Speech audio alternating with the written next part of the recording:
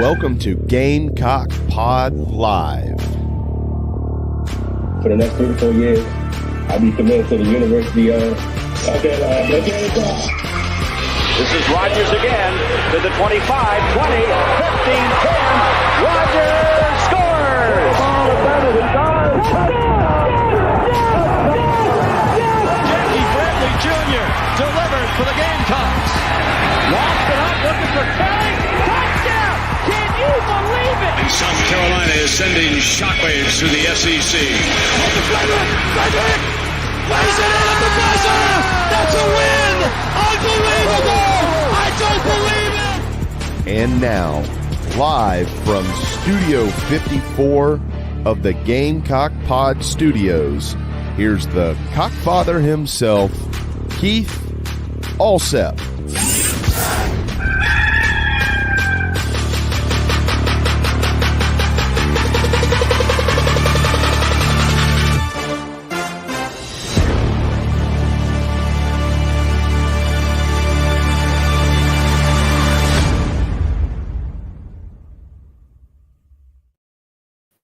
All right, everybody, welcome into Gamecock Pod Live for December the 6th, episode number 1369, where in just a few minutes, we will be joined by the hardest working man on the Gamecock recruiting beat. That is Hale McGranahan from the BigSpur.com. He will be joining us to talk Portal Palooza, high school recruiting, and a whole lot more. Looking forward to spending about 30 minutes with Hale today.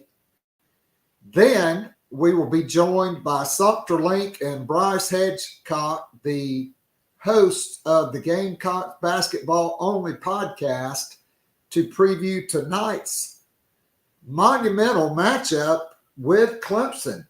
Gamecocks, by virtue of Grand Canyon knocking off San Diego State last night, making a move in the net rankings. Gamecocks up to number 29 in the real-time RPI, up to number 19, and up 3 places in the KenPom right now at 51. Clemson, of course, by virtue of knocking off Alabama, they are ranked 20th in the coaches poll and number 24 by the Associated Press. This will be a great measuring stick game and an opportunity for Lamont Paris to get another quad one win here in the non-con. All right, to a couple of pieces of breaking news. For whatever reason, and God help me, I don't know why, Mario Anderson will enter the transfer portal. Also, Grayson Maines now entering the transfer portal. That puts the Gamecocks up to number 7. The number of Gamecocks to enter the transfer portal is now at 17. Mario Anderson, I don't know what his deal is, but I can only think that there are bigger fish out there in the transfer portal for South Carolina, for Shane Beamer.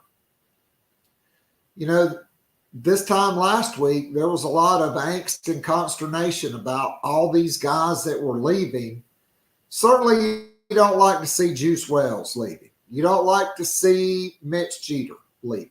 Quite frankly, I didn't really want to see Kawan Banks leave because, quite frankly, and I know I don't know more than Clayton White, but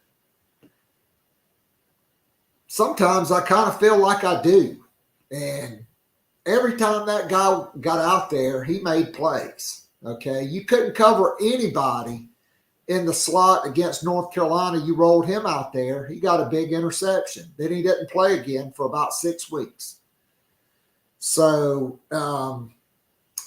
another piece of news, former Gamecock special teams coach and linebackers coach under Will Muschamp has spent the last 2 years at Alabama coaching outside linebackers and being the special teams coach there after being the co-defensive coordinator at Texas. He has been named Mississippi State's defensive coordinator today. So there is that. All right, so today's show is brought to you by BP Skinner Clothiers, located in the heart of the Vista. Nobody does it better than my man Brent Skinner. He's been serving customers for decades. He opened up this went out on his own, opened up his own store. I mean, now it's located in the heart of the historic Vista. This is a Gamecock owned and operated business. I'm wearing my Garnet Holderness and Bourne pullover. They've got a great selection of Gamecock polos, pullovers, and caps. The Imperial Gray caps in particular are awesome. Last time I was in town, I went by and picked up a black pullover with the garnet circle and the Block C Gamecock in it. I love that one. Wore it on the sidelines pregame and in the stands for the Kentucky game, and the black Imperial cap. So whatever your clothing needs, sport coats, slacks, custom-made dress shirts, ties, shoes, they got you covered at BP Skinner Clothiers, located in the heart of the Vista. I highly encourage all of you to go out and support this Gamecock-owned and operated business. All right, so we are going to be joined by Hale McGranahan in just a couple of minutes. He's running a little bit late, probably because of this breaking news. So let's take this pause for the cause, and we'll be back after this commercial message. Don't go anywhere. We're just getting started. Get your questions in when we come back. If Hale's not in, I'm going to start answering questions.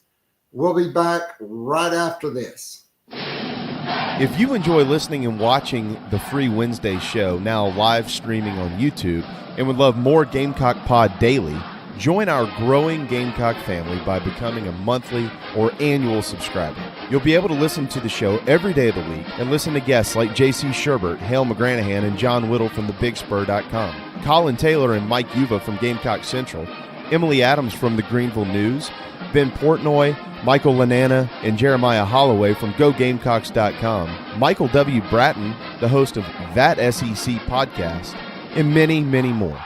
As a VIP subscriber, you can join or listen to the weekly live Zoom call with up to 100 of your favorite Gamecocks and friends. After the show is an unrecorded overtime segment where the real scoop gets dropped and discussed. It's like going down to your local pub or sports bar and having a conversation with your Gamecock friends about last week's football game, men's and women's basketball games, and Gamecock baseball. And of course, there's always recruiting to discuss. In addition to the weekly Zoom call, VIP subscribers get the most popular podcast, The Morning After, which is released every Sunday morning during football season, and more VIP perks are in the works. Follow Keith on Twitter at KAllset, or follow the show on Twitter at Gamecock Pod. Go to the top of the homepage and follow the link.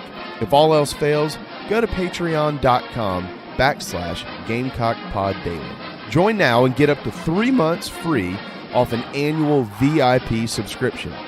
You will love it, guaranteed. Now, back to Gamecock Pod Live.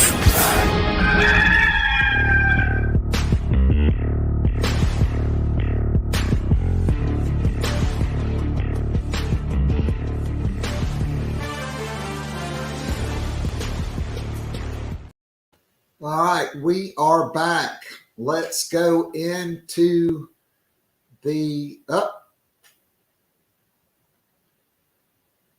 Let's go out on the guest line. Perfect timing as our guy, the hardest working man I know in the recruiting business. It's a big hail yes for Hale McGranahan from the Big Spur. And he's got to be loving his San Francisco 49ers right now after that epic beatdown on Dawn Staley's Philadelphia Eagles. Hale, good afternoon. The portal never sleeps. Just like Gordon Gecko said, money never sleeps. The portal never sleeps. Mario Anderson and Grayson Maines, 2 more guys in the portal, and we really did not expect Anderson. We thought he might tinker around with the NFL. Just right off the top, your reaction to that? Yeah, that's interesting. I'll say that. I don't know what that means, if there's anything to read into as far as position coach or things of that nature. But yeah, it's been an interesting half hour or so. Sorry for being a little tardy, but here we are. That went on Sunday feels like 3 weeks ago, not 3 days ago. Just given all the action that's transpired with my work. Yeah, I mean, the portal never sleeps. Obviously, I guess a week ago on Monday, the Juice Wells stuff had leaked out, I think, Sunday night or Monday. Everybody's up in arms. Then Mitch Jeter. Then, the message board mafia comes in. Everybody's leaving. Everybody sucks. Fire everybody. We need to leave the SEC. And I'll say this. Mario Anderson proved to be a very valuable player, Hale. And so let's jump right in it, because I promised I'd only keep you 30 minutes today, and we're already in it. So obviously there's a huge name that just popped up that was rumored last year to go in the portal. Rocket Sanders from Arkansas. Obviously, there are connections with Dowell Loggins, a potential Jimmy Smith, bringing him home. There's a lot of speculation out there. What can you tell us on one Raheem Rocket Sanders, who was recruited by Will Muschamp's staff as a wide receiver out of Rockledge, Florida, where my Uncle Doug used to live when he was retired from the Air Force and was a government contractor, right outside of Daytona Beach. He chose Arkansas. He's had a hell of a career, been banged up. South Carolina's not going to spend big on a quarterback, but how big could they spend on Rocket Sanders? So I'm saying, is there a chance? I don't know how much they'd be willing to shell out. That's not my area of knowledge or expertise, but there's going to be a lot of competition for him. I know South Carolina is going to be interested, and they're going to make a run at him, but whether or not that turns up fruitful, that's a whole different story. I think that it's safe to say that he will be highly coveted by a lot of folks, and those guys typically can command some money. The portal is a weird thing to try to prognosticate, given what you're alluding to, Keith, is the financial element of it. And when you're a top tier guy, you can command top tier money, and there are a lot of programs out there, as we know, that are able to pay top tier money, and South Carolina isn't necessarily one of them. So, from all I've heard from JC and what it looks like the Garnet Trust has been able to do with their side of things, it seems like things are in a better place this year than they were a year ago when South Carolina was trying to add guys from the portal. How much better? Again, I don't know. I don't know the dollar amounts, and I certainly don't know what South Carolina would be willing to pay for a really good running back or a really good player at any position. So we'll just have to wait and see. My unsolicited advice to Carolina fans is to just temper your expectations with this guy and just hope for the best and see where it goes from there. All right, so honestly, to me, it's kind of like the NFL. Like, I would say you got to go out and definitely restock your wide receiver room. And in today's college game, there's a lot of running backs in the portal. You can get running backs. I mean, Mario Anderson, look at Missouri. Their transfer came from Division II. Certainly they had a much better offensive line than South Carolina. Yeah. I think you can get running backs, but let's deal with the skill positions. So outside of Rocket Sanders, who would only have 1 year and has a history of injuries, there is Don Chaney Jr., who also has a history of injuries. He played as a true freshman, then spent the next 2 years medical red shirts. Then this year he played. Is he still coming in on his visit, listed now at 5'10", 215? And I think they would have to get all the medicals and do a serious battery of tests on him because of his injury history.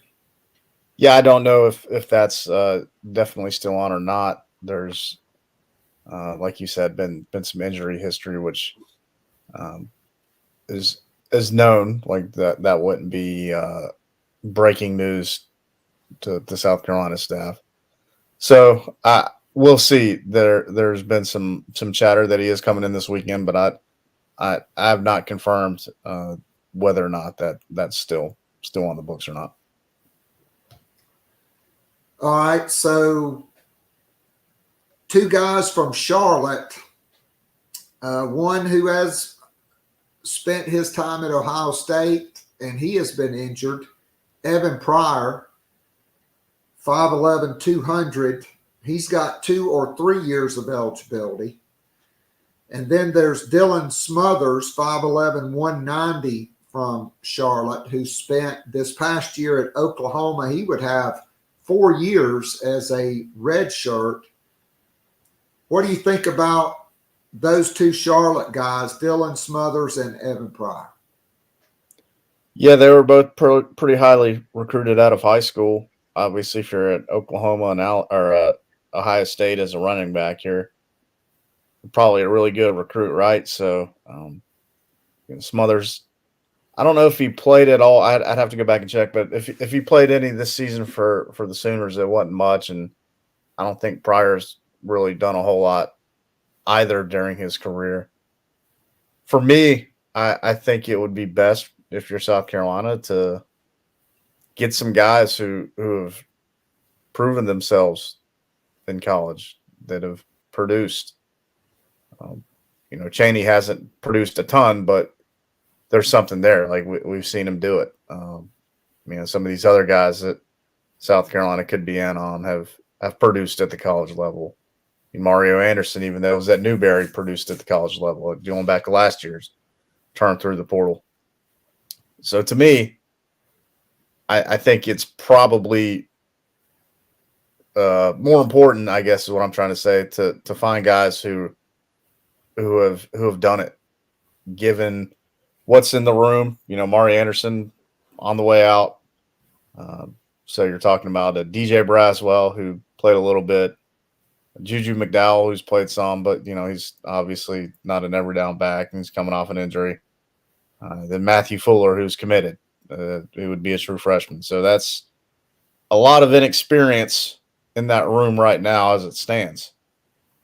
So again, to me, I would think that getting some guys with some experience should be an important factor for the staff as they go through this process. And I don't know that that's necessarily how it's going to turn up. I mean, that they may, move on one or both of those guys for all I know, Pryor or Smothers. But it just, my opinion, just kind of looking at it, I think guys with some experience and production in the college game should be valued a little bit higher is what I'm trying to say.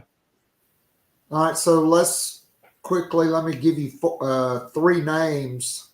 Marcus Carroll, 5'11", 215 from Georgia State. He would be a grad transfer with 1 year.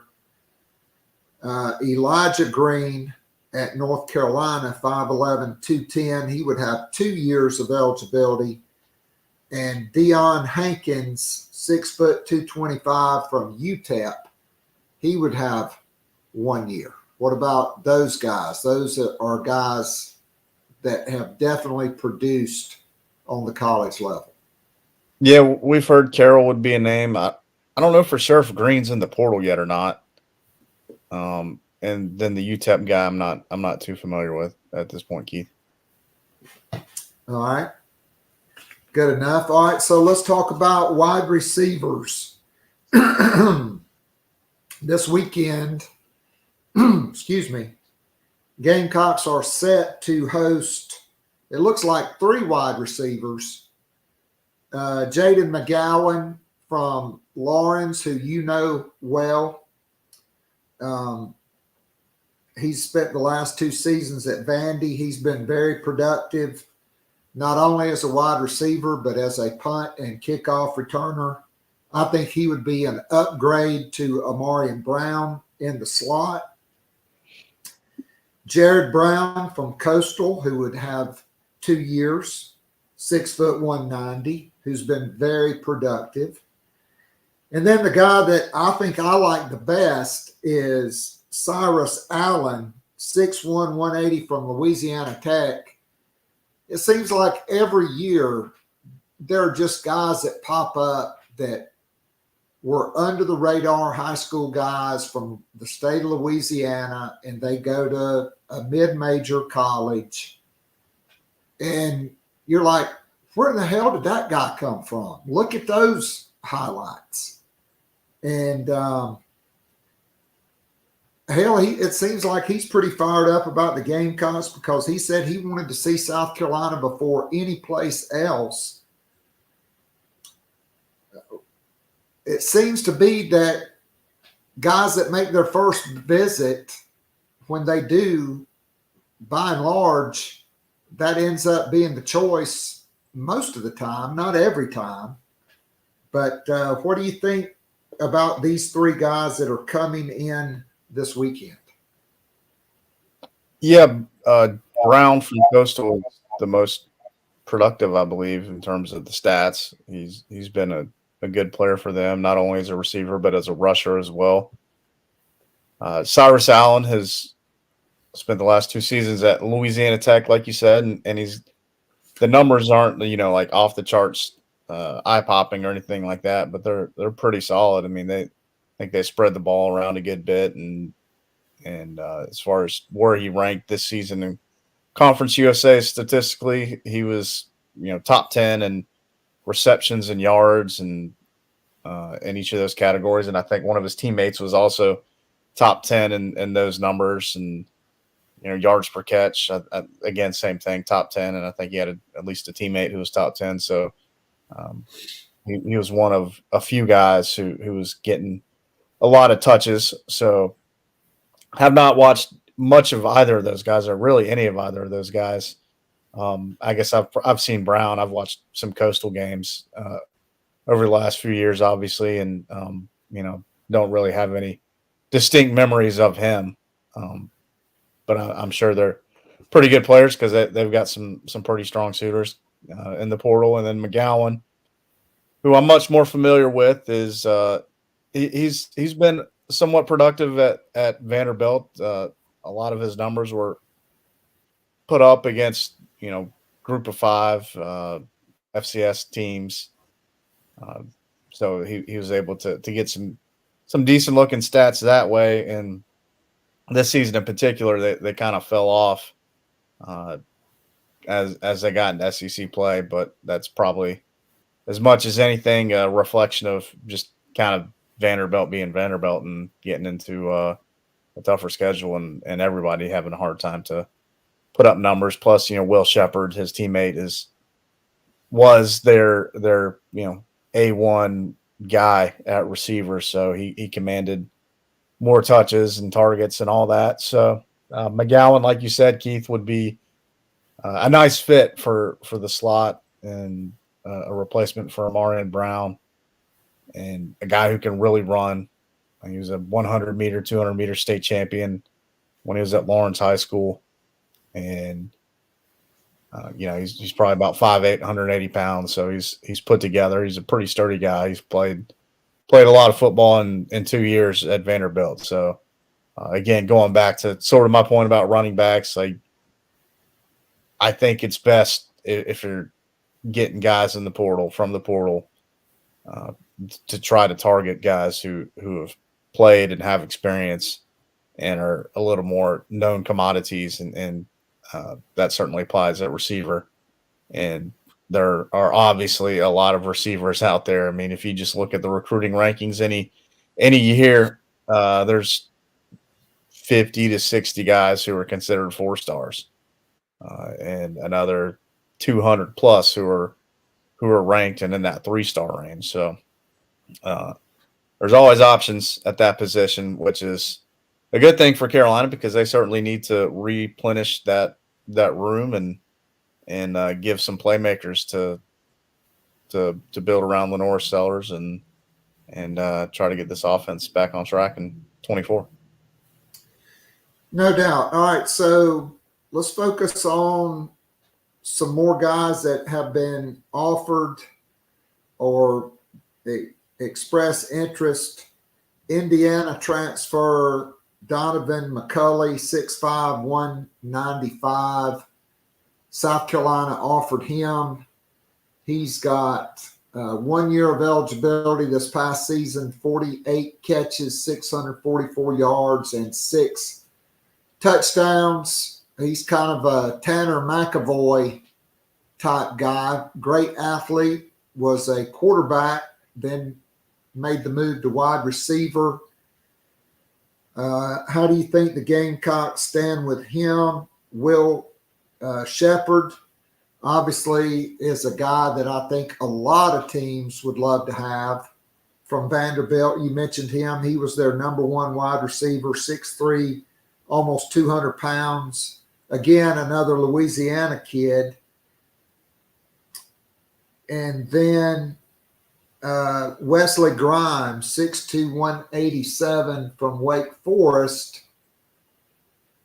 2 years of eligibility. This past year, 20 catches, 339 yards, and 4 touchdowns. Yeah, I don't really honestly have a lot to pass on with those guys. I know the McCulley guy has an offer from Carolina. But yeah, he's a bigger body, 6'5", like 200.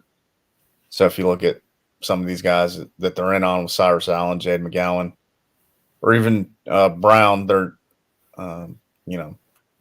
not quite as big. So if you're looking to get some diversity with the receivers you're targeting, that'd be a good way to go about it. But I don't know that he's got anything planned as far as visiting South Carolina just yet.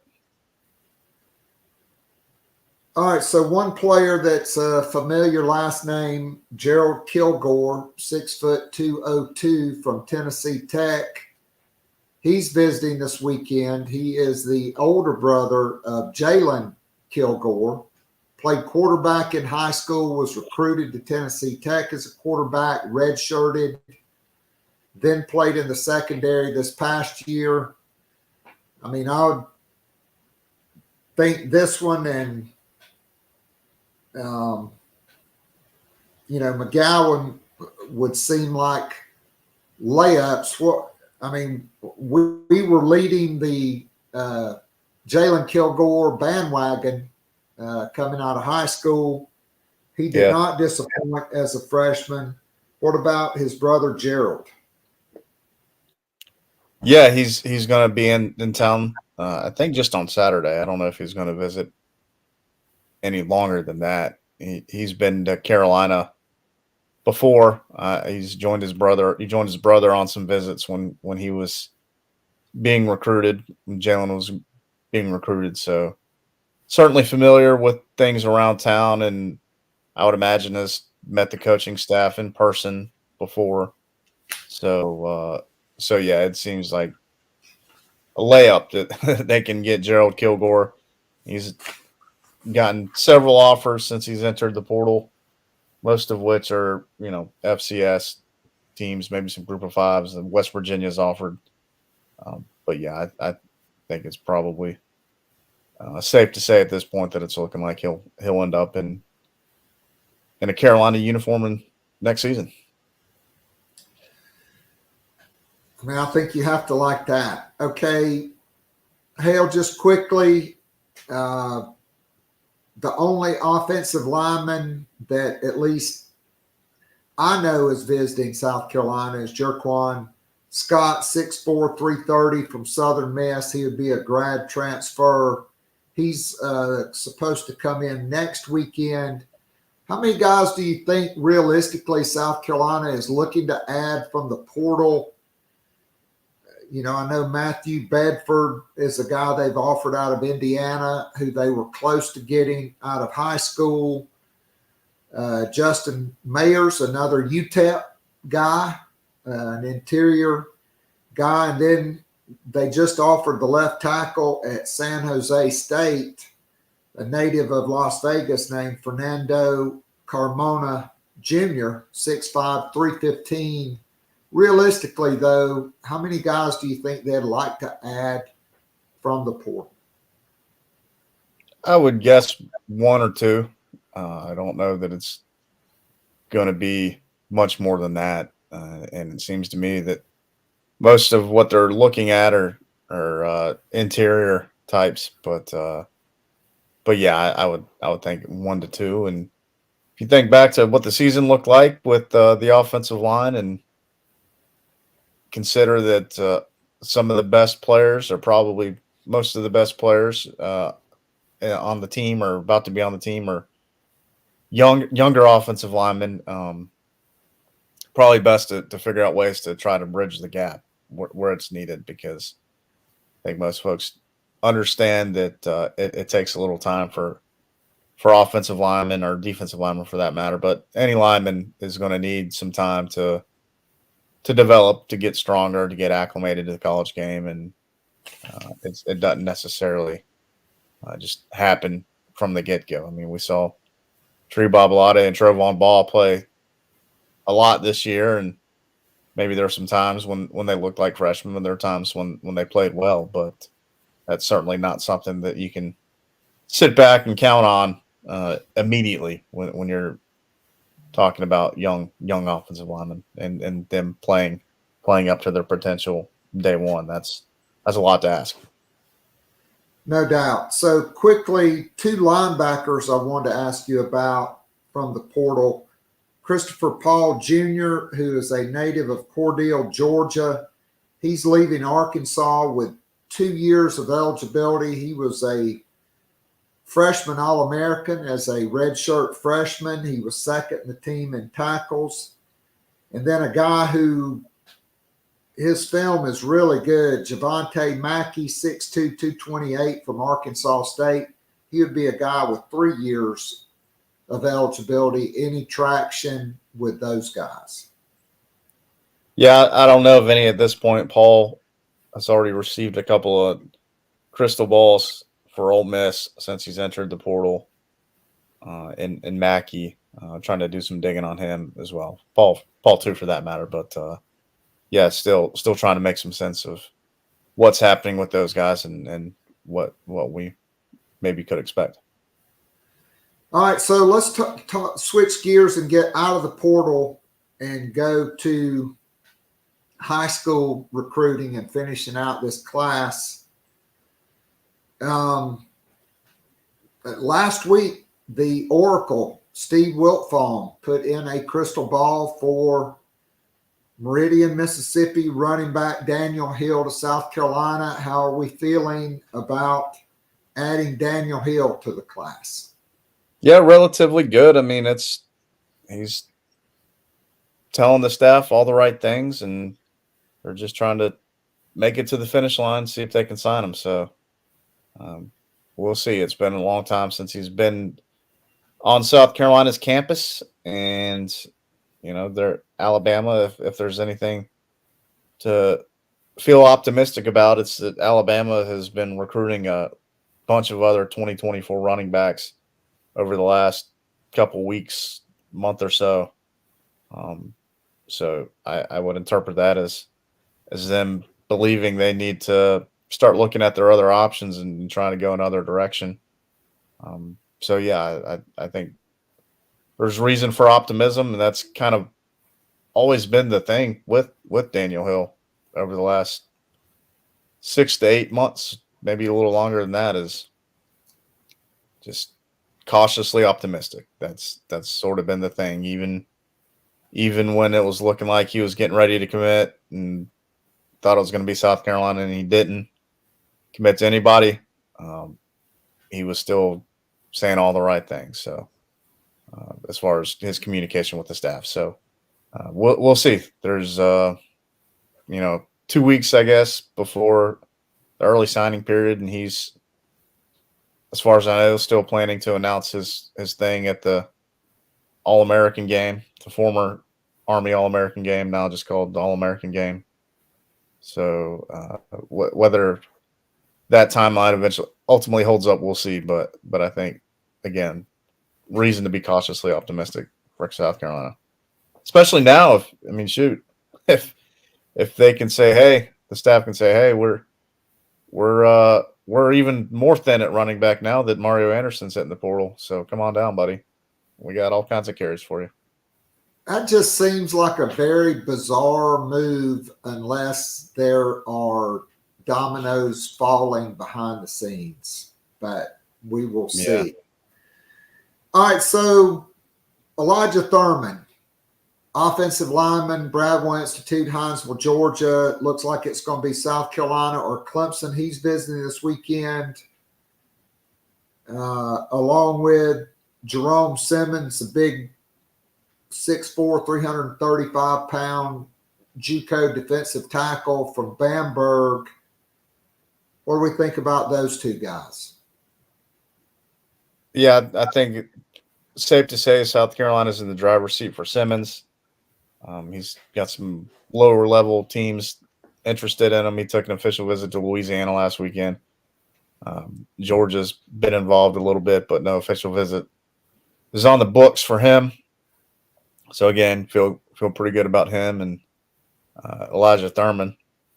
Yeah, I think it's probably a South Carolina or Clemson. He's already taken his official visit to Clemson. This will be his first trip to South Carolina since the summer, I believe. So it's been a while since they've seen him, but I also think he's supposed to announce a decision on Monday. So I'm guessing it'll be one of the two schools, Clemson or Carolina. And I feel good about South Carolina's chances, but it's been a little bit since I've done a little digging to see what the feeling was there. So at least going into the weekend, I think South Carolina's got a pretty good shot with him too. All right, so two guys, the Gamecocks are trying to flip. DeBron Gatling, who's made an official visit to South Carolina, former Texas A&M, a current Texas A&M commit from Alpharetta, Georgia, really good-looking wide receiver, and then Marion defensive back Quaysheed Scott, who is committed to Kentucky. What about those two guys? And then one guy, also a junior college defensive tackle, Malcolm Alcorn Crowder, said he was going to visit last weekend, but all the coaches were at the state championship games on Saturday. He's at Butler County. Did he come in? Are they still trying to be involved with him, or is he kind of off the board? He didn't visit last weekend. I don't know if he's off the board or not. Scott, feel good about him. He's got an official visit to Kentucky this weekend. And who was the other one that you mentioned? DeBron Gatling, wide receiver Gatling from Milton High School in Alpharetta. Yeah, I haven't heard much about him recently, but like you said, he took the official visit a few weeks back. I think it was for the Kentucky game, and things seem to have gone well from what I've heard. And I he's committed to A&M still, like you said, but he seemed to be, just based on social media stuff, that he was kind of perturbed by some of the decisions that Mike Elko had made as far as not retaining Damian Craig and all that. So, there's, I guess, probably reason to believe that he may not end up signing with A&M, but who knows? Maybe that new staff will have smoothed things over by now. Like you said, he still says he's committed. So we'll have to take him at his word on that and try to figure out if there's anybody else who's in the mix for him. A few weeks ago, there weren't really any schools to speak of. There were some that were trying to get involved, but I don't know that anybody had really gotten any traction with him. So I don't know if that's changed since then or not. All right, so one more flip candidate as we wrap it up here. Defensive end Cameron Fountain from Atlanta. He visited South Carolina. I was on the sidelines for the Kentucky game. I saw him. And then he says, well, I'm just shutting it down. I'm going to Southern Cal. But there's still been a lot of noise about that. Hale, what's the latest on Cameron Fountain? Yeah, unfortunately, I don't have much new to share. It's been a minute since I've gotten any new intel on him to pass along. All right, and last question as we let you go here. Braden Lee, the four-star corner from the DMV, will visit Maryland this weekend. Level of concern with him, and then is there anybody else that's committed to South Carolina that you're paying close attention to, like maybe Michael Smith, or maybe it's somebody else? Yeah, I mean, if somebody's visiting another school, 2 weeks before signing day or a week and a half before signing day, I'd say there's a level of concern for sure. As far as others, there's been some chatter out there, but nothing I can pass along at this time. No. All right. Well, Hale, I can't thank you enough. Always appreciate you being with us, and a belated happy birthday to you. Yesterday was your birthday. Hope you had a great time and maybe got to go out for a really good meal or had a nice surprise party or something. And, I appreciate that. I was able to eat at the best Mexican restaurant in Colombia, Real Mexico. That's my spot. So enjoyed that last night, and here we are back to work. No rest for the weary. I guess I should blame my parents for birthing me when the transfer portal opened. So they should have had the foresight to know this was going to happen. So that's right. Well, Hale, thanks again for being with us. All the best to you. Thank you so much for your time, and we'll look forward to catching up with you down the road. All right, sir. Appreciate you having me. All right. That is Hail McGranahan from thebigspur.com. When we come back, maybe a few more news and notes, and then we will get into our conversation with the hosts of the Gamecocks Basketball Only podcast, Sumter Link and Brice Hedgecock right after this commercial message. If you enjoy listening and watching the Free Wednesday show, now live streaming on YouTube, and would love more Gamecock Pod daily, join our growing Gamecock family by becoming a monthly or annual subscriber. You'll be able to listen to the show every day of the week and listen to guests like J.C. Sherbert, Hale McGranahan, and John Whittle from thebigspur.com, Colin Taylor and Mike Uva from Gamecock Central, Emily Adams from the Greenville News, Ben Portnoy, Michael Lanana, and Jeremiah Holloway from GoGamecocks.com, Michael W. Bratton, the host of That SEC podcast, and many, many more. As a VIP subscriber, you can join or listen to the weekly live Zoom call with up to 100 of your favorite Gamecocks and friends. After the show is an unrecorded overtime segment where the real scoop gets dropped and discussed. It's like going down to your local pub or sports bar and having a conversation with your Gamecock friends about last week's football game, men's and women's basketball games, and Gamecock baseball. And of course, there's always recruiting to discuss. In addition to the weekly Zoom call, VIP subscribers get the most popular podcast, The Morning After, which is released every Sunday morning during football season, and more VIP perks are in the works. Follow Keith on Twitter at KAllset, or follow the show on Twitter at Gamecock Pod. Go to the top of the homepage and follow the link. If all else fails, go to patreon.com/Gamecock Pod Daily. Join now and get up to 3 months free off an annual VIP subscription. You will love it, guaranteed. Now, back to Gamecock Pod Live.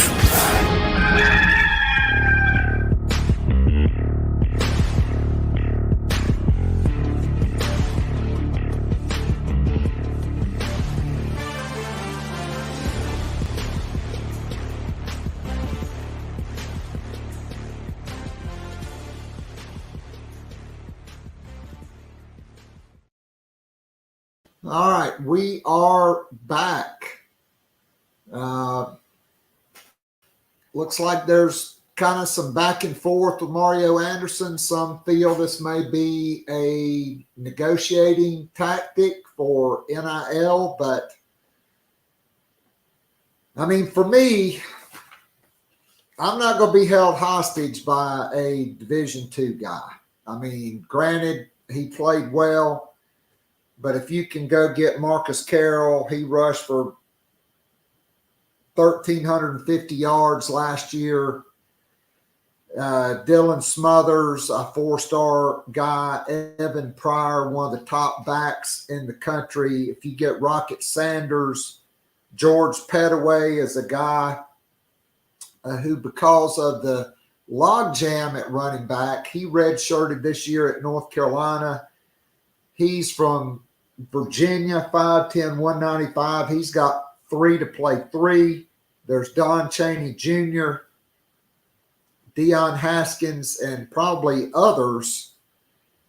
I mean, I'm definitely not going to be held hostage here. So there's reason to believe this may not be over with Mario Anderson, but if it is, you just go and get another low-cost guy out of the portal that wants to play, okay, and you bring him in. That's the bottom line. To me, you need to hit on wide receivers. Another wide receiver that South Carolina is involved with is wide receiver Andre Green from North Carolina, who's 6'3", 200 with 3 years of eligibility. And, folks, he can play.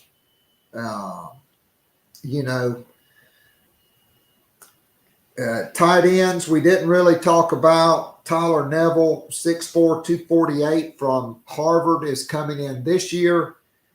But there are 2 portal tight ends, both from Ball State, okay, where Pete Limbo used to be the coach. Brady Hunt, who has been offered, 6'6", 250. He's got 2 years of eligibility. And Tanner Koziel, 6'7", 235. Watch out for them. And Drake Dabney, an all Big 12 tight end from Baylor, 6'5", 250. Watch out for those guys as well. I do think South Carolina would like to add at least one corner in the portal. Couple names. William Lee from Kansas State, who's 6'2", 185. He's a native of St. Louis. And then Keenan Johnson out of Georgia Tech. South Carolina is involved there. Also, an Atlanta native who spent the past couple years at UConn, Mumu Ben Wahad, a lockdown corner who's had an outstanding collegiate career at UConn. All right. Let's jump in with our interview with Sumter and Brice from the Gamecock Basketball Only podcast.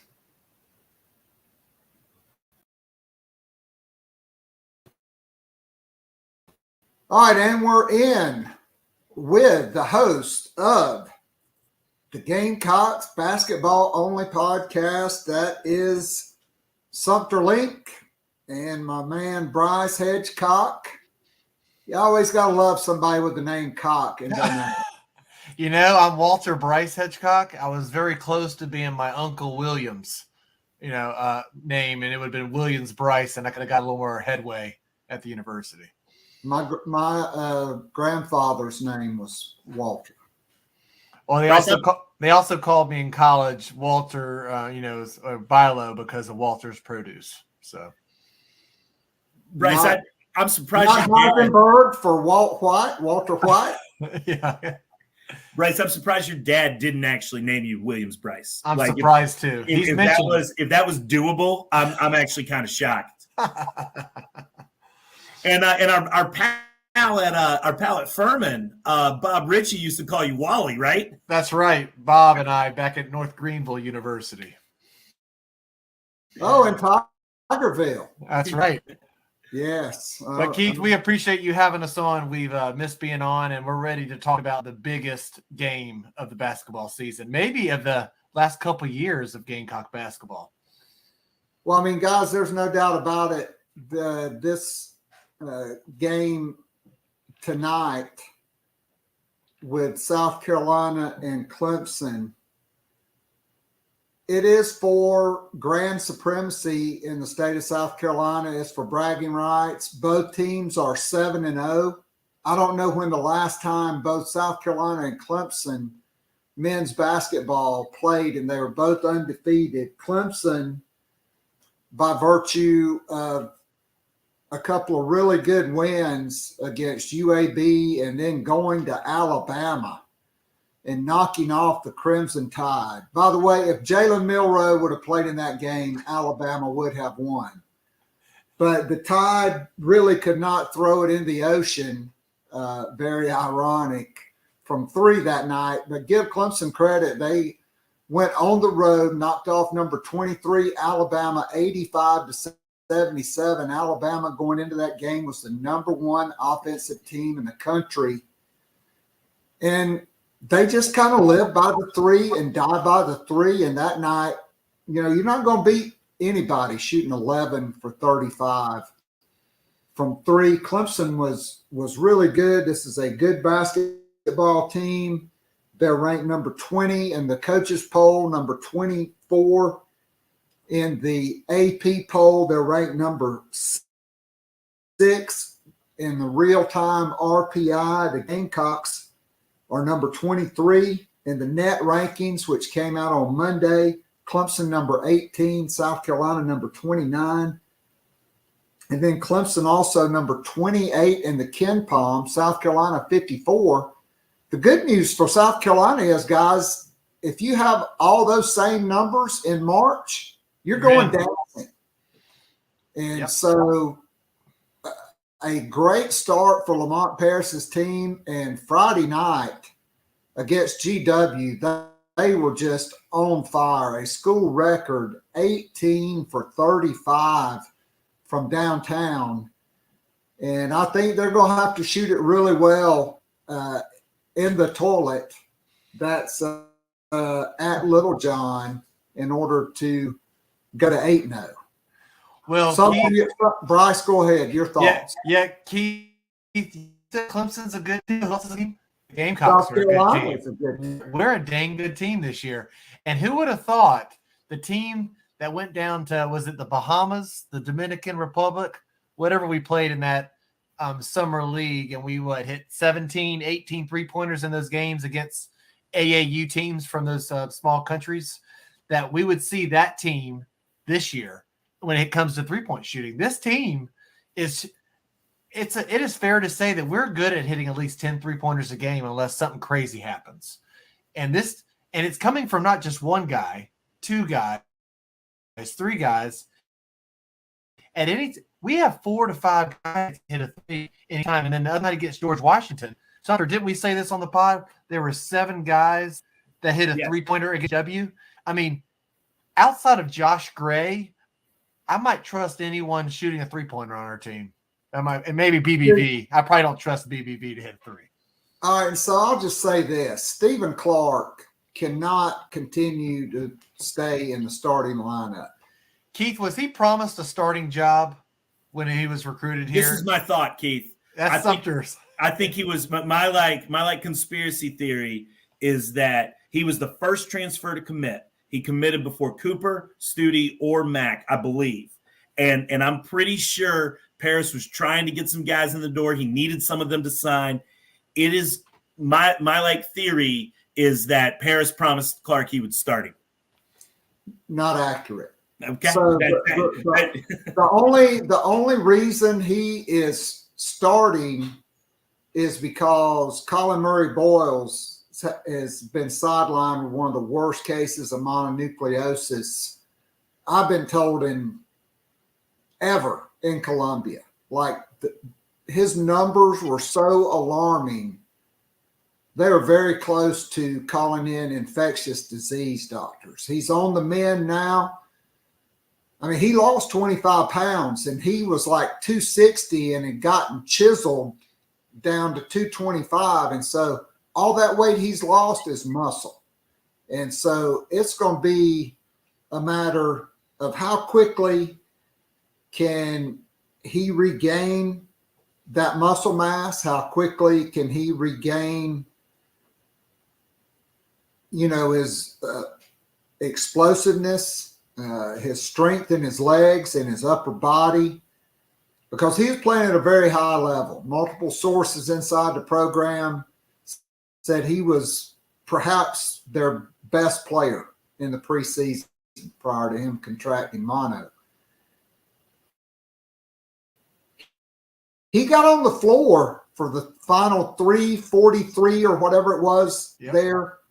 Got a bucket, probably got fouled. He did. At least that's what Lamont said.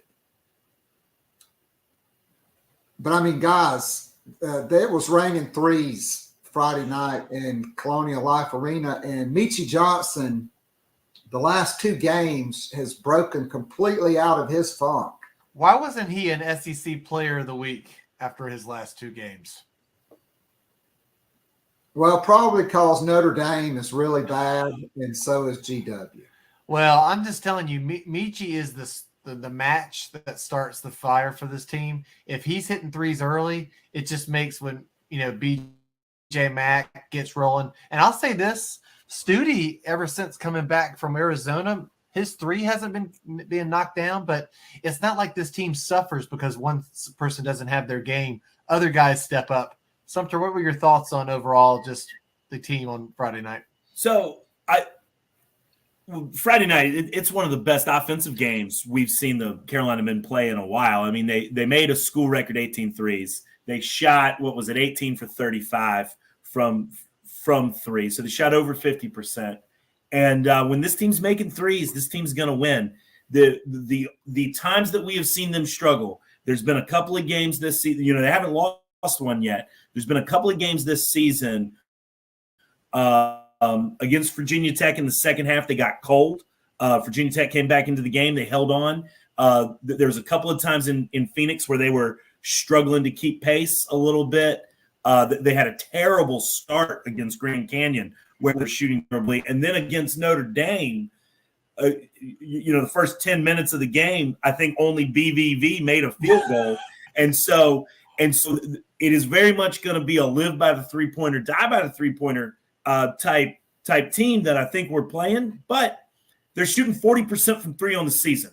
And that's now not over a small sample size. I mean, that's over 7 games. They are 66 for 165 from three. That's a metric that I think is going to – I think that's a metric of this team. Now, obviously, when they play better teams, when they get into SEC play, that number might come down a little bit. But, guys, this team can shoot. This team can score. So, no doubt about it. Look, I thought against Notre Dame, they looked like a team that had been off for 9 or 10 days. Yep. Yes. I mean, you could clearly see the rust. Now, Studi, he couldn't play dead in a movie against Notre Dame. But after the game, fans who stayed around said he went back out on the court and went through some shooting drills. Started getting up some shots. He was much better against George Washington, not from three, but he scored. He kind of had like one of those Grand Canyon type of games where he did most of his damage, getting to the free throw line, hitting the mid-range shots, and taking his man off the dribble. But, I mean, you go back to that Virginia Tech game. He was the man. South Carolina's not in that game if that doesn't go 5-6 from downtown.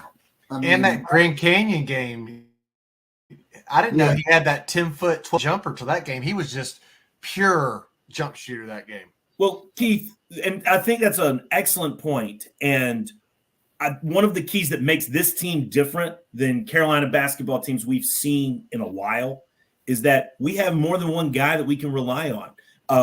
Basically, I trust any, Mac, Michi, Studi, Cooper, and Jacoby Wright.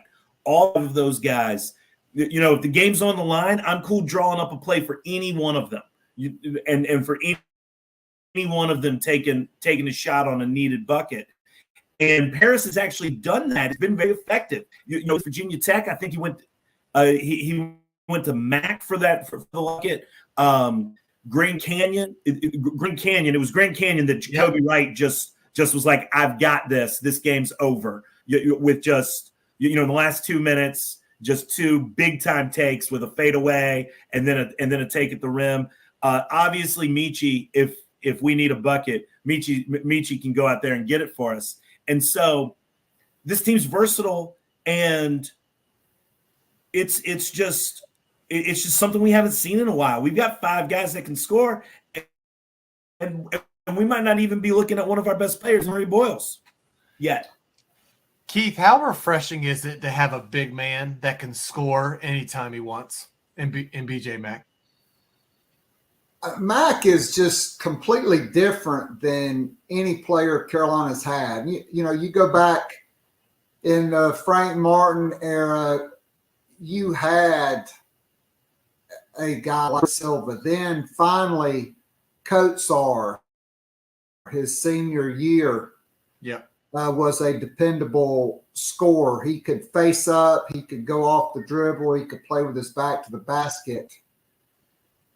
BJ Mack's different because he can pick and pop. He can shoot the above the break threes. I'm sure once you get Colin Murray Boyles back, he could be a spot up corner 3 shooter as well.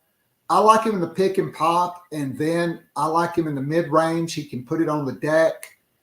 He's not afraid to back his man down, which we saw against Virginia Tech when he made the game-winning play. We've seen him do it against Notre Dame time after time to get a bucket. And so it's good. And it's really comforting to me to see Michi Johnson break out of that early season slump from distance. I mean, he really got it going against Notre Dame and then did not cool off at all Friday night against GW. And so for me, those are the two constants, along with Mr. Crunch Time, Jacoby Wright, who is calm, cool, and collected. If you need a bucket, if you need a stop, if you need a guy to put it on the floor and go to the basket and pull up, he can do it. He can knock down free throws. He can knock down the spot up three. But for me, in the short term, because I don't really expect Colin Murray-Boyles to be a factor against Clemson. For me, it's going to boil down to not only you've got to have good Meechie Johnson and good BJ Mack, but you've got to have Miles Studi and you've got to get some offensive production and prowess from Zach Davis. Zach Davis, no points against Notre Dame, but he led the team in plus minus. Great defense. Great defense. He's a defensive stopper. And against Clemson, when you look at their size of their top 7 guys, okay, PJ Hall, 6'10 and a half, 238. He's their leading scorer. Okay, Ian Schifflin, 6'8", 238. He starts, and then they split the 7 games between 6'10 and a half Chauncey Wiggins and 6'10 Jack Clark. Okay, so Clemson is going to go 6'8", 6'10 or 6'10 and a half. It's a walking double-double, basically, averaging over 21 points per game. He's shooting 56% from 2, 42% from 3, and 79% from the free throw line. 8 rebounds and 2 blocks per game. He's headed towards a first-team All-ACC type season. Your thoughts, guys? Well, the one thing that's been going for us this year was kind of the 4-guard lineup with BJ Mack. I don't know if we're going to be able to do that against Clemson's size. You kind of hope that Zachary Davis 3 at 6'8", and then having BB in there or Josh Ray or Mack. I don't think we're going to be able to get away with the smaller guard lineup. But on the other end, if you have the many guards in there, can those big men go out there and guard on the pick and roll? Because as you mentioned, BJ Mack from pick and roll 3, I mean, you see it coming, right? He sets the pick and he steps 2-step back, and he's there for the 3. Are they going to be able to cover that? And one way to get around that size is Mack plays a lot on the perimeter. You can have guys, the big men on the outside and have Zachary Davis. I hope Zach Davis can learn just to go and dunk. With his size and versatility, give him a pick and go to the basket. I mean, we can do it. It's possible. We're going to have to change a little things, around, I think, to beat Clemson. Of course, we need to keep doing what we're doing and making free throws and hitting threes. But it's possible, but it's going to be hard and a challenge. What do you think, Sumter? So I definitely agree with you. They're going to have to shoot the ball well. So, and that's how I think you deal with Clemson's size is just keep putting lineups out there where all 5 guys can make an open 3-point shot. And if this team goes 3 for 25 from 3, we're going to lose, like that's just going to happen. But if they shoot 40%, 38%, 45%, like they've shot in some of these games, we're going to be very much in this game. And I think we've got 5. We play 5-man lineups that can all make a 3 because of the flexibility that BJ Mack brings the team. And so I think you run that 4-guard with it depends on if we count Studi as he's listed as a guard on sites, but he's really a wing, a forward. But like the Studi at the 4, Cooper at the 3, Meechie at the 2, Jacoby at the 1. Even if Cooper's playing point guard, bringing the ball up the floor, like maybe put Zach Davis in there, but just keep running that 4-guard with Mack. It's very effective against the size if they're making shots. Other thing they've got to do out in Phoenix, against DePaul, they ended up beating DePaul, but that's probably one of the worst games they've played this season. DePaul stayed in it and stayed in it and stayed in it. They turned the ball over 17 times. Against Grand Canyon, they had double-digit turnovers too. Couldn't pull away from Grand Canyon. Friday night against GW, they had 3. That's going to be one of the keys. Are they to play? They're going to take care of the ball. And if they do, they've got a chance to beat this Clemson team. I'll tell you, if I'm a Clemson fan, I'm nervous about this basketball game. You should be. Well, I don't think – I mean, after Clemson beat Alabama, I think their fans are supremely confident. I think they're looking at our schedule. And, you know, for me, I'm losing Stephen Clark from the starting lineup for this game because you can't afford for him to just get absolutely posterized. He'll get pushed around. 4 minutes. So I'm going with Zach Davis, and I'm going with the front line of Studi, Davis, and Mack.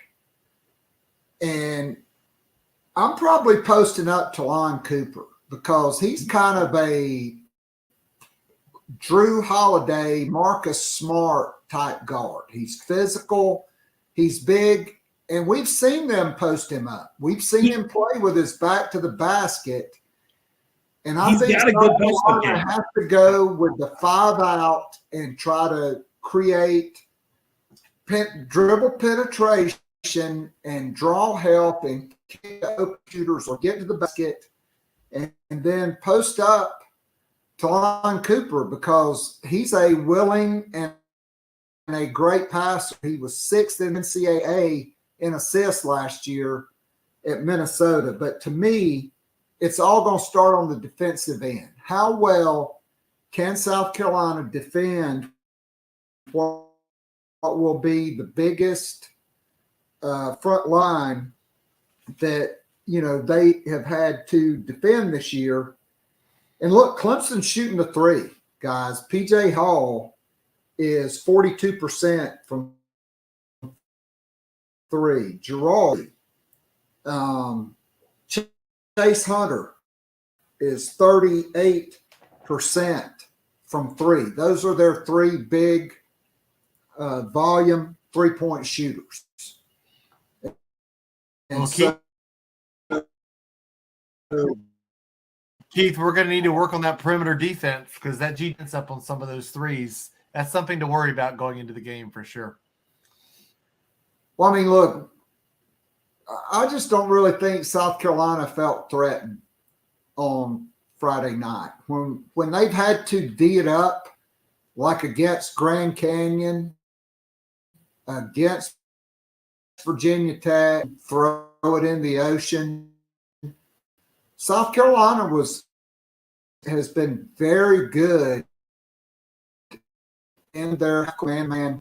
You know, Lamont Paris is going to throw a zone or a zone trap out there, and I mean tonight it'll be fine. But South Carolina, regardless, they're going to have to play up to the level they played against Virginia Tech, in my opinion, to have a chance to keep this within range to make a big shot at the end to potentially pull the upset. Anywhere from 5.5 to 7.5 point underdogs, and this is the only team in the non-con that South Carolina will not be a line favorite in this game. Well, guess what? We're going to win. Let's just do it. I mean, anything can happen. I want this win so bad after whatever happened this football season. I want this win.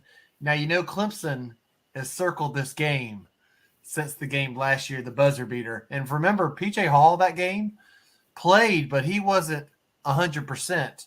So he's going to be looking to bring the heat this game. But I think the X factor in this game is Talon Cooper. The games that we've played really, really well, he's been over 5 assists a game and over 10 points a game. And it wouldn't surprise me. I think Sumter and I have talked about this a lot on our pod, that we think that Talon Cooper was the center on Coastal High School team because him on the box, he can any guard that is a little undersized, maybe the same height as him, but in terms of weight, he can back them down and kiss it off the glass and score. But in these games, have you noticed that a lot of our starters outside of Clark are hitting 10-plus points? We're going to need that and good Jacoby Wright. I mean, a lot of things need to align, but it's possible. It's just going to be a challenge. But I think we're ready for it. And after watching the hype video they posted earlier in the week, made me want to run through a wall for this game. So, Sumter, what are your thoughts on, the other guys, X Factor guys? To me, like a Benjamin Bozeman-Verdonk, who quite frankly has been a much improved player. Look, he's not going to go out and score 15 points a night, but when you put him in for 15 minutes, he's going to get 7 or 8 rebounds. He's going to, get 1 or 2 offensive stick backs, and he's going to affect the game at both ends. And then, Jacoby Wright and Morris Ugasuk are both playing off the bench, and quite frankly, he has got the length at 6'4", long arms. He was knocking down some shots against GW, and he's pretty good defensively. How do you see this game breaking down, Sumter? So I did. Obviously, we've got to have good games from Mac and Michi. That goes without saying. But as far as X factors, the one that I have is Jacoby Wright. Is who I think can be an X factor in this game. His minutes I think have actually dropped off a little bit. Like last season, down the stretch, he was playing. Once we hit February, he was averaging 33, 35 minutes a game for this team. And he had some games where he put up 11, 17, 18. In the Alabama game that they went to overtime, he scored 18 points. And I just think that I think he could be due for a breakout game. He's sort of fitting into this sixth man role that he's been in. Even though he probably gets more minutes than Stephen Clark. That's definitely true. I think he could be primed for a breakout game. Hit a couple of big shots for us. Double digit. I don't think he scored double digit points yet this season. If he has, it's only been like 10 or 11. And the other thing, and this is the kid's shooting 92.5% from the foul line. Like I think he's missed one on the season. He's 14 for 15 from the line. And so like when it gets tight down the stretch, if they get cold, just Jacoby Wright driving to the basket, getting fouled. That's the game plan. And I can see him being an X factor. The other thing that when you were just talking about how BJ Mack is a different player than South Carolina has ever seen, he's also a big man that just buries his free throws, which is a wonderful thing to see. And I can see this team winning the free throw battle. Sumter, you mentioned free throws. Outside of the DePaul game where it was, 10 to 24 miserable, yeah. This team is hitting free throws, which is a breath of fresh air from our last 3 coaches combined. We haven't had a team that can have 3 guys or 4 guys shooting over 70%. We would be lucky to have one person shooting over 70% on the year. We've got a guy, BJ Mack, are the guys that have taken our most free throws. Michi might have taken more than Jacoby, but of our 2 of our 3 guys that have taken the most free throws are at 90% between the 2 of them. Mac and Michi are 38 for 41 for 42 or 38 for 42. That's incredible. All right, so I got the full team stats here. And so Michi Johnson is 26 for 37. He got off to a slow start. That's 70%. BJ Mack, 23 for 26, almost automatic. That's 89%. Jacoby Wright, 14 of 15. That's 93%. Talon Cooper, 11 of 15, 73%. Miles Studi, just 9 for 16. And Josh Gray, 7 for 15. But as a team, South Carolina's 95 for 135, which is just over 70%.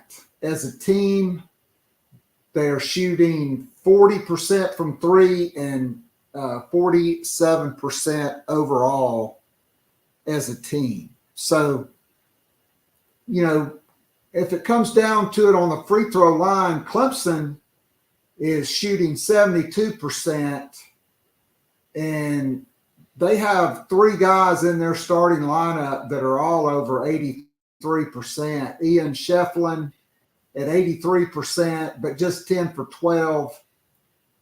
And then Chase Hunter, 87%, 13 for 15. Joseph Girard, 14 for 16. And then PJ Hall, 26 for 33. Clemson, just 80 of 111 attempts on the season. And so South Carolina, in the same amount of games, has attempted 24 more free throws. And I think that's what it's going to take. Clemson likes the perimeter jumper. They like the three. Just like Duke transitioning over to women's basketball, they were 10 for 20 going into the fourth quarter on Sunday for three. And Dawn Staley put in this freshman who she had benched earlier in the week. I don't know if you've ever heard of her. Her name's Mylasia Fulwiley. What? Who? But she, I thought, was the X factor in the fourth quarter. Ashlyn Jackson could not breathe. She could not even see the basketball. 7 minutes of lockdown defense from Mylasia Fulwiley. Pow was out for a good bit of that time.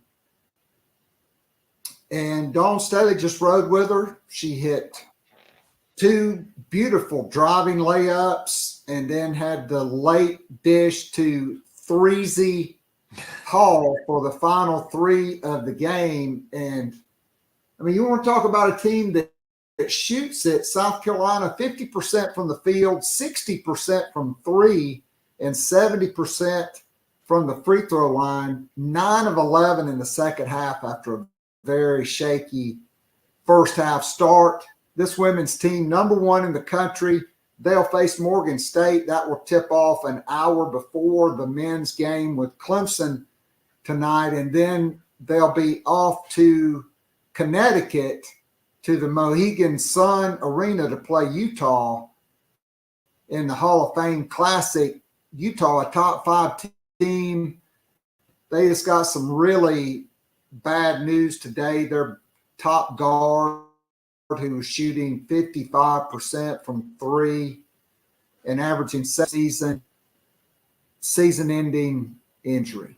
So you always hate to see that. We always want to play teams with their best players. We don't want any excuses. I want AZ Fudd when we play UConn, right? Like you want Rakia Jackson when Tennessee, even though they've been getting drilled by 20, and I don't mind. Yeah, like last season, college basketball was worse off last season because Paige Beckers was hurt.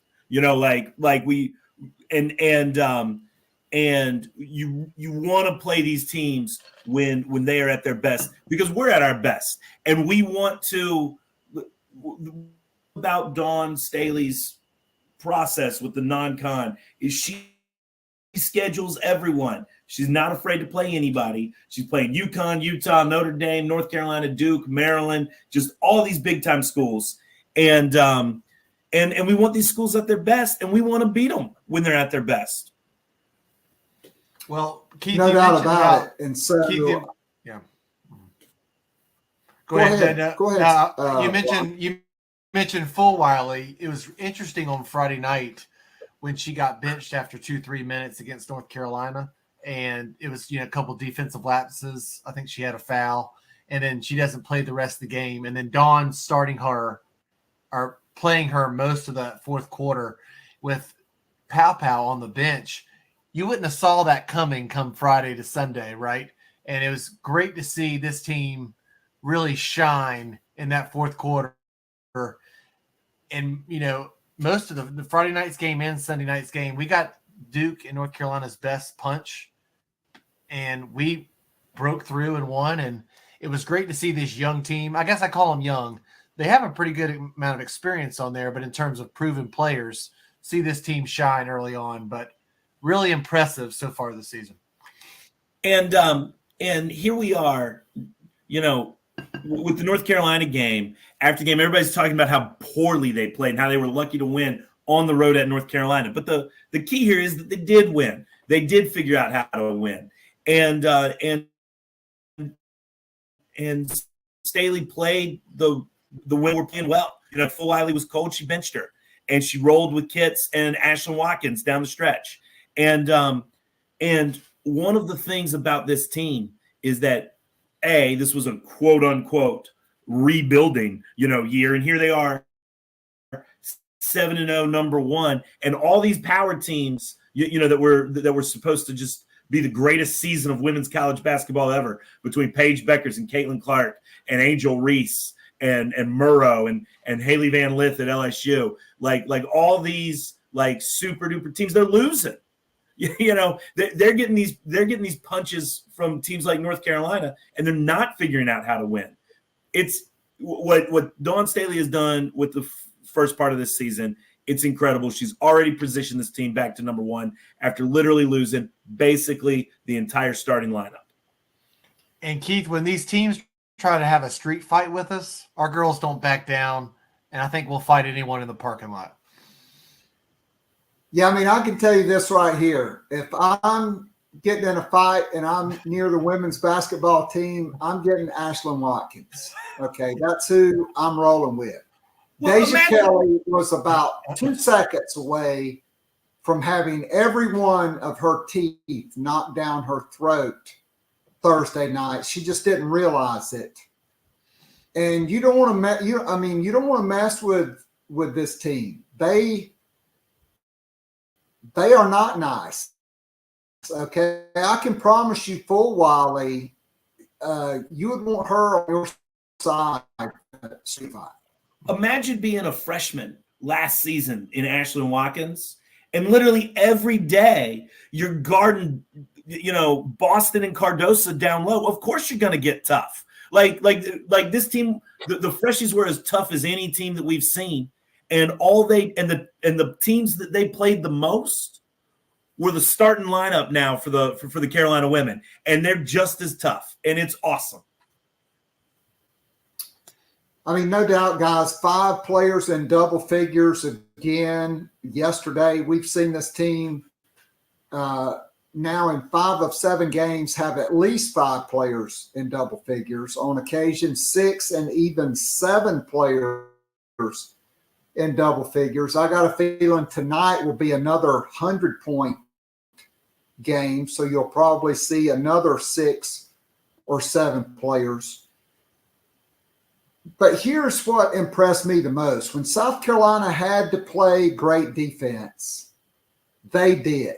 In the fourth quarter against Duke, Duke was 3 for 14 from the field and just 1 of 3 from downtown. Against North Carolina, South Carolina came out after the first quarter. They rebounded. They've had rough first quarters. Of course, Malaysia Fulwiley had about a 50-footer. Okay, so the floor is 94 feet. Okay, so 47 feet each side of the midcourt stripe. But when you move to the side, you add more distance, okay? And she was probably at least 6 feet out of the circle over to the left side. That had to be a 48 to 50 foot shot that the bank was open not once, but twice. It was a double bank. It's good when it hits the backboard twice and goes in. And how about Chloe Kitts? She has gotten better game after game, and I was wondering why they were starting her at the 4, but now I know why. She is getting more and more dominant, and she's not backing down from a fight either. Between her and Watkins, they're interchangeable on how tough they are, and I think Kitts might have a little bit better scoring than Watkins, but it's a great combo down the stretch at the 4, which going into the season, we didn't really know who was going to play the 4. Well, I mean, look, you still have a player on the team in Sanaya Fagan who Dawn Staley last year said was the most talented post player on the roster, which included Aaliyah Boston and Camila Cardoso. So I think they're different.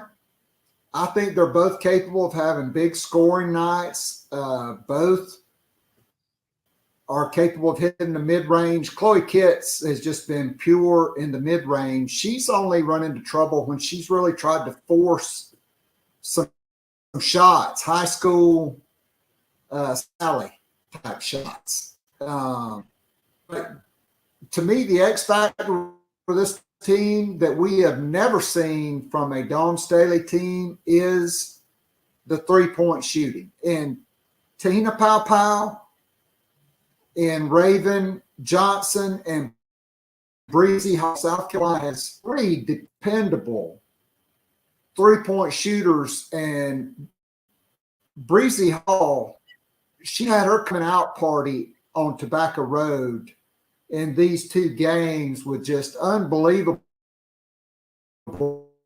stat lines from downtown in both games. And I'm talking bucket. Deep three. Yes. It reminds you of the at Stanford game last year when we won in overtime. She makes those big 3-pointers. It was just reminding me of that moment this year. She is clutch, and there's nothing else to say about her. When you need her to score or make the big bucket or the silencer, she does it. Yep, Raven Johnson's also shooting the 3 ball much better than she shot it last season as well. She's shooting 42% on the year, which is a big time improvement over her being afraid to, shoot it in that Iowa game where they were leaving her wide open. But all in, they're shooting almost 38% on the season as a team, and their attempts are up. Like it's fun. It's fun to see a team that can score the ball. Hey, Keith. Well, I think when give Tessa Johnson a couple more games, and then you're going to see her. I mean, we are talking about the player who won the McDonald's All-America game 3-point shooting competition. And we saw it against Maryland before the foot injury, before she sprained her ankle. She's just silky smooth. And I think that's the difference. And then you've got Full Wiley, who, look, when it goes up, I don't know if she thinks it knows where it's going. I don't know where it's going. Sometimes it's going in, especially if it's over 30 feet. But sometimes it doesn't hit the rim. Sometimes it goes in. Once she becomes a more dependable 3-point shooter, that's just going to open it up. And I think down the road, you'll see Chloe Kitts expand her game back behind the 3-point line as well. But this is a tough team. They're talented. They're deep. I thought we saw, mostly an 8-9 man rotation on this road trip. Kind of a little surprising me in that saw 2 early stints from Sakima Walker. What do you think is going on there, Keith, with Walker coming in and Fagan's kind of diminishing the last couple games? Matchups? I think it's got to do with defense. And either she's going to get the message or she's not. And I also think down the road, Sanaya Ja, her playing time could go up because she is another fearless defender. All right, so it's prediction time. South Carolina, we know they're going to get the win tonight against Morgan State. Sunday, though, against Utah, what will be a hostile crowd because it'll basically be a UConn home court advantage, even though they're not playing South Carolina. Does South Carolina knock off Utah to go undefeated in the non-con? I think they win by 15 plus. I think that before Kepkins went down, it was going to be Utah might have had a shot, but now I think they're going to win, and I think they're going to win handily. And I think they're going to come out strong after coming out maybe not as strong in the last two games. I think you're going to see the team that we saw the first two games of the season. Because Johnson's healthy. Johnson's healthy now, so that's a big difference from the last couple of games when she wasn't. I don't think she's back to full strength yet. I agree. All right, so to Sumter first and then Brice, your picks for tonight's game against Clemson. Cox, baby. Cox by 2. Ooh. All right, so you got to give me a score. You can't just say by 2. I mean, all right. 70, 99 to 97. Yeah. 78-76, Carolina. Ooh, I like that. I'm going to go 75-74 Cox on a three-pointer dagger at the buzzer. Do you have the player that's going to hit the three-pointer dagger, Brice? BJ Mack from the top of the key. That would be epic. So I'm going to be the lone dissenter, and I'm going to say Clemson 76, South Carolina 69. I'd still be fine with that. The inconsistency of Studi and dealing with, their first real hostile road crowd of the year may be too much. But look, this team plays great defense, and nothing, quite frankly, would surprise me, and I hope I'm wrong, but I picked Kentucky to beat South Carolina in football, so maybe that will be a sign of the times. We are happy to come on your pod and bring your listeners some optimism, Keith.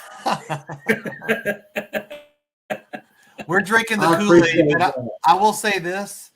I am more confident going into this game than I thought about preseason. Yes. Look, there's no doubt. I mean, look, I really didn't know how good Clemson was going to be, and until I really started digging in at their size and then, watching that game at Alabama. I think the whole key for South Carolina's game tonight is not letting P.J. Hall get off early in the game. He's their guy.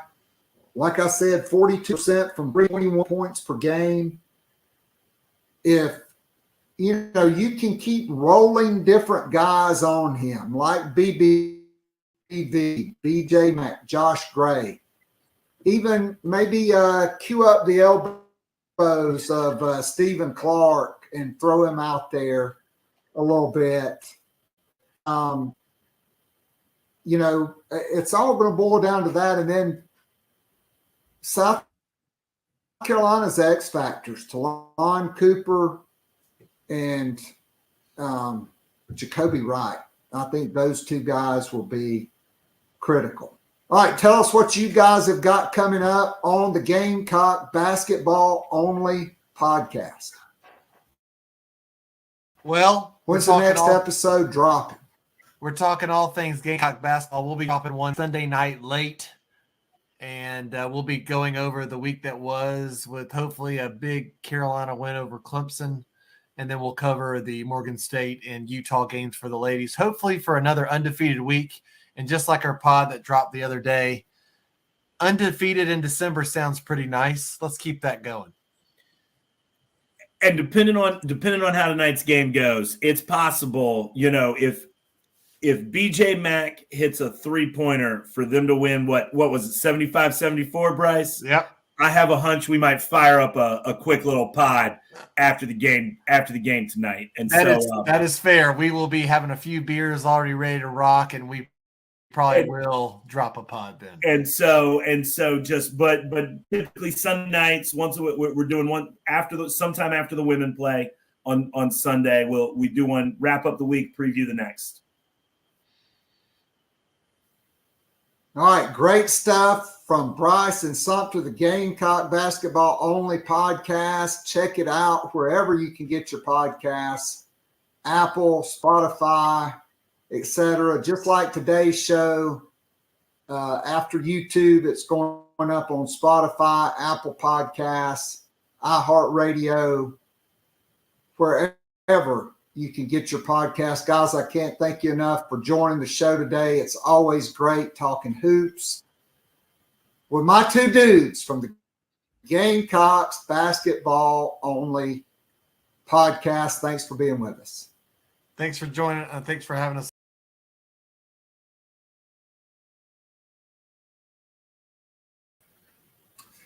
All right, that was Sumter Link and Brice Hedgecock from the Gamecock Basketball Only podcast.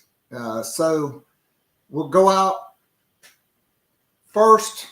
A sad note, and meant to mention this off the top, and we had the breaking news with Mario Anderson going in the transfer portal. But we used to know him as Baseline Jesus. Then he became known as Gamecock Jesus. Carlton Thompson, who was visible at every basketball game, men's and women's, a super fan, tragically passed away last night, early this morning, at the age of 69 from prostate cancer. And I can speak as someone who has lost members of their family to prostate cancer. Guys, it's very important. Every year, you get your physical, you get your blood work, you get your PSA. All right. Because prostate cancer, the older you become, the higher risk you have of getting it. You really need to start screening when you're 40. And so very sad news for losing Gamecock Genius. This morning when I first heard the news, I thought back to being at Colonial Life Arena, seeing him, a guy that spent his time away from the Gamecocks, serving others as a nurse at the VA hospital. You would see him from time to time with some special guests that were special needs people that he would bring to the games, veterans that he would bring to the games. And his family is definitely in our thoughts and prayers, and Gamecock Heaven is rejoicing because superfan Carlton Thompson is there to lead the cheers and will be leading the cheers from above tonight when the Gamecocks take on the Tigers. 3 more Gamecock players, it looks like, will be returning.